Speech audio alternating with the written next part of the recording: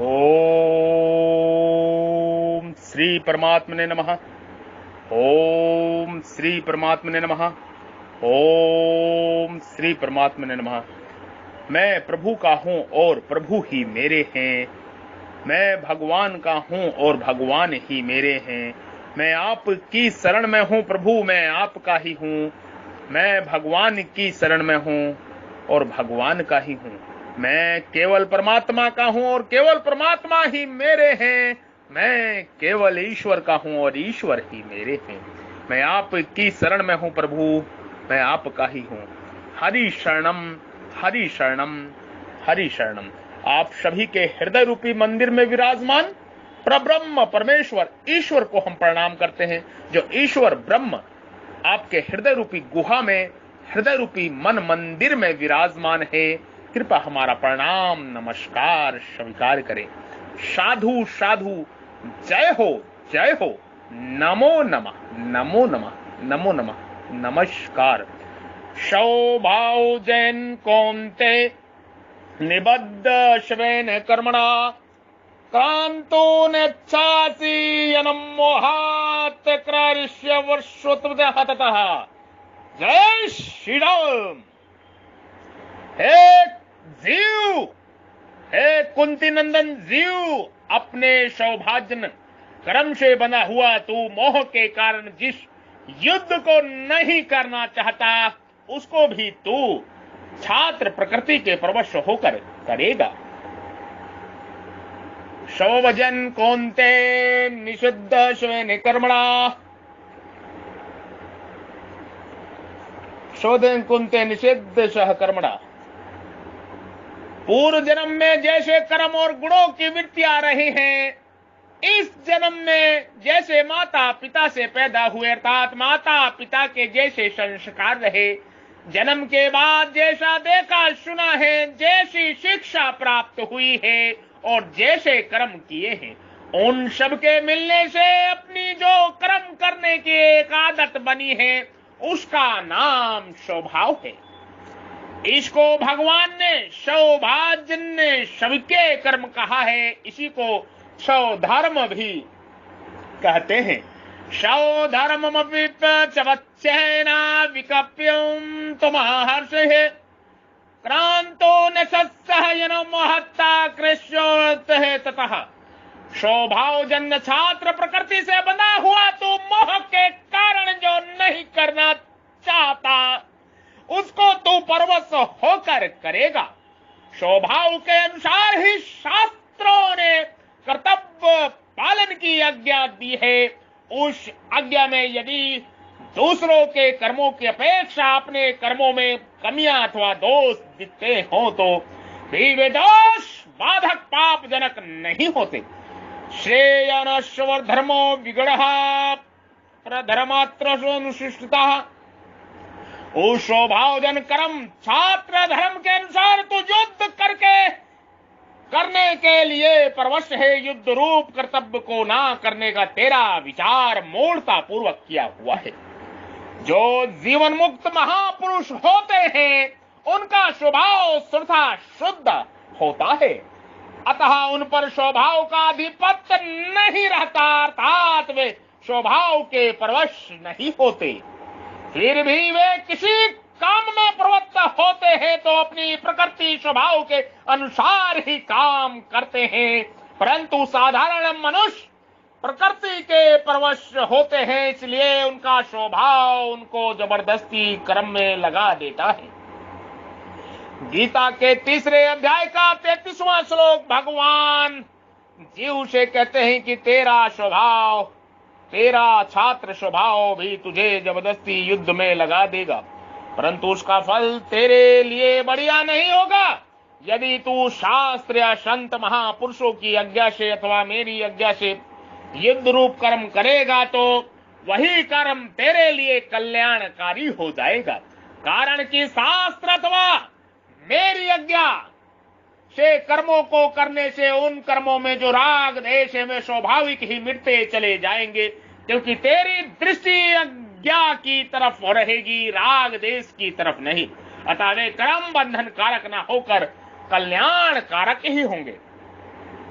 गीता में प्रकृति परवस्था की बात सामान्य रूप से कई जगह आई है, जैसे तीसरे अध्याय का 5वां श्लोक आदि, परंतु 2 जगह प्रकृति के पर्वतावश बात विशेष रूप से आई है।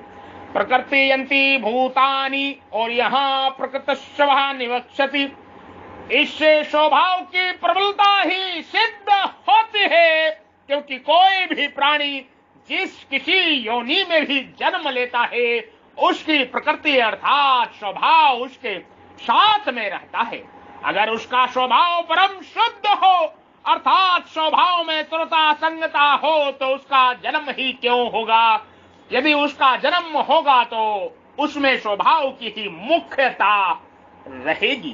कारणम गुणासंगश्च सदास्यधो निजानमसु। जब स्वभाव की ही मुख्यता अथवा परवस्था रहेगी, प्रत्येक क्रिया स्वभाव के अनुसार ही होगी, तो फिर शास्त्रों का विधि निषेध किस पर लागू होगा। गुरुजनों की शिक्षा किसके काम आएगी, और मनुष्य दुर्गुण दुराचारों का त्याग करके सद्गुण सदाचारों में कैसे प्रवृत्त होगा। उपयुक्त प्रश्नों का उत्तर यह है कि जैसे मनुष्य गंगा जी के प्रवाह को रोक तो नहीं सकता, पर उसके प्रवाह को मोड़ सकता है, घुमा सकता है, ऐसे ही मनुष्य अपने वर्णोचित स्वभाव को छोड़ तो नहीं सकता, पर भागवत प्राप्ति का उद्देश्य रखकर उसको राग देश से रहित परम शुद्ध निर्मल बना सकता है। तात्पर्य यह हुआ कि स्वभाव को शुद्ध बनाने में मनुष्य मात्र का सर्वथा सबल और स्वतंत्र है, निर्बल और प्रतंत्र नहीं है। निर्बलता और प्रतंत्रता तो केवल राग देश होने से प्रतीत होती है। अब इस स्वभाव को सुधारने के लिए भगवान ने गीता में कर्म योग और भक्ति योग की दृष्टि से 2 उपाय बताए हैं। कर्म योग की दृष्टि से तीसरे अध्याय के 34वें श्लोक में प्रभु ने बताया है कि मनुष्य के खास शत्रु राग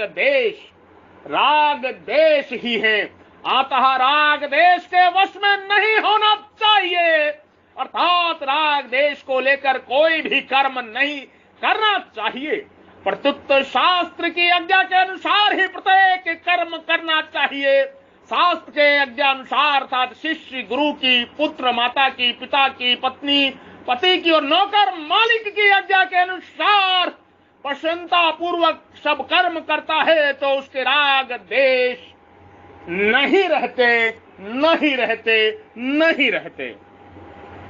राग देश नहीं रहते।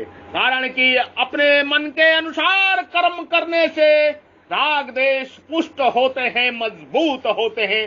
शास्त्र आदि की आज्ञा के अनुसार कार्य करने से और कभी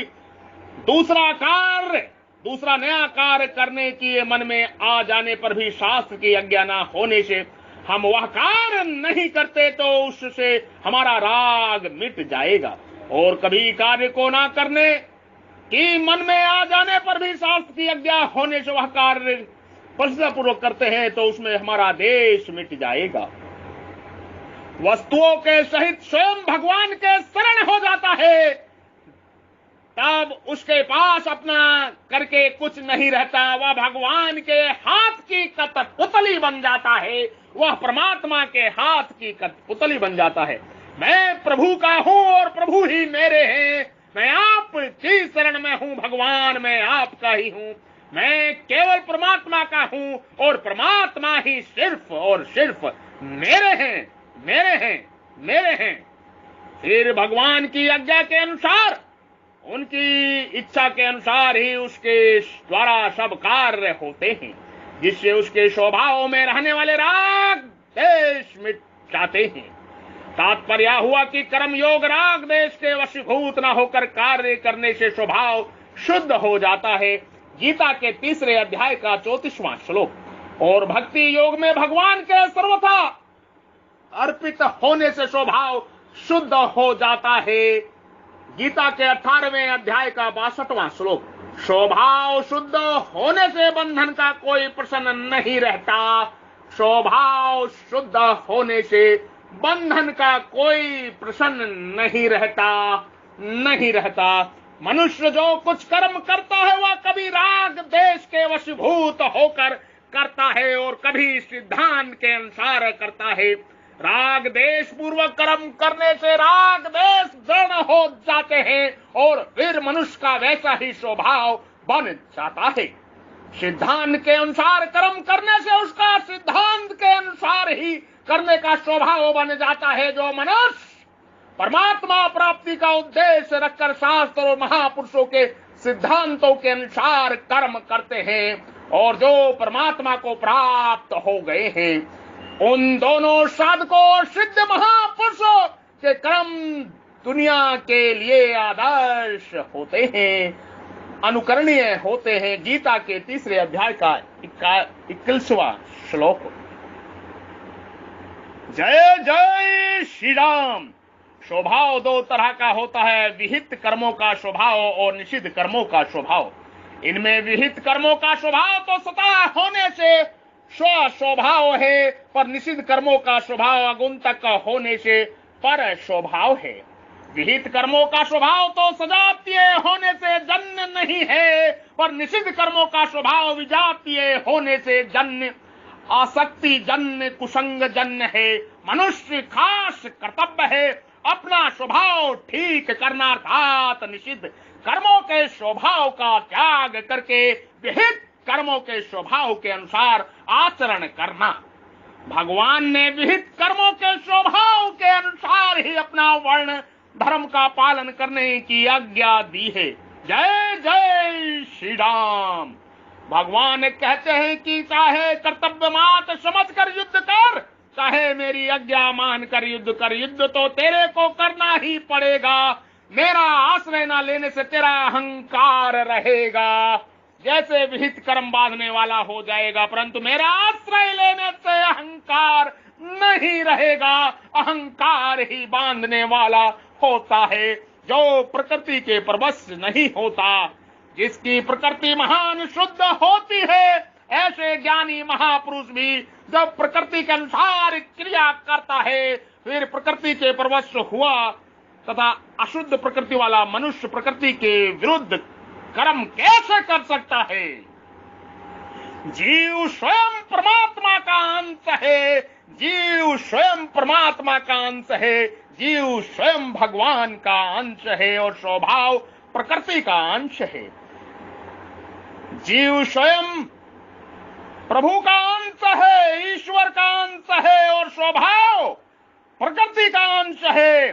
स्वयं स्वतः सिद्ध है और स्वभाव खुद का बनाया हुआ है। स्वयं चेतन है, स्वभाव जड़ है। ऐसा होने पर जीव स्वभाव के परवश कैसे हो जाता है, कैसे हो जाता है? इन प्रश्नों के उत्तर में प्रभु आगे के श्लोक में समागम बताएंगे कि कैसे हो जाता है, इसका जवाब क्या है, इसका उत्तर क्या है। मैं भगवान का हूं और भगवान ही मेरे हैं, मैं प्रभु का हूं और मैं प्रभु ही मेरे हैं। मैं आपकी शरण में हूं प्रभु, मैं आपका ही हूं, मैं आपकी शरण में हूं भगवान, मैं आपका ही हूं। हरि शरणम हरि शरणम हरि शरणम हरि शरणम हरि हर शरणम हरि हर शरणम। ज्ञान योग में ज्ञानी प्रकृति से संबंध विच्छेद कर लेता है, इसलिए उसके लिए प्रकृति की प्रवस्था बात नहीं आई है। जय जय श्री राम, जय जय श्री राम। स्वभाव कारण शरीर में रहता है, वही स्वभाव सूक्ष्म और स्थूल शरीर में प्रकट होता है। जय श्री राम। आप सभी के हृदय रूपी मन मंदिर में विराजमान परब्रह्म परमेश्वर ईश्वर को हम प्रणाम करते हैं, नमस्कार करते हैं। जो ब्रह्म ईश्वर आपके हृदय रूपी मंदिर में विराजमान है, कृपा हमारा प्रणाम नमस्कार स्वीकार करें। जो ब्रह्म प्रकाश परम प्रकाश पुंज ब्रह्म ज्योति आपके हृदय रूपी मंदिर में, हृदय रूपी गुहा में, मन के मंदिर में विराजमान है, उस ब्रह्म को प्रणाम, कृपा मेरा प्रणाम नमस्कार स्वीकार करें। साधु साधु, जय हो नमो नमः नमो नमः।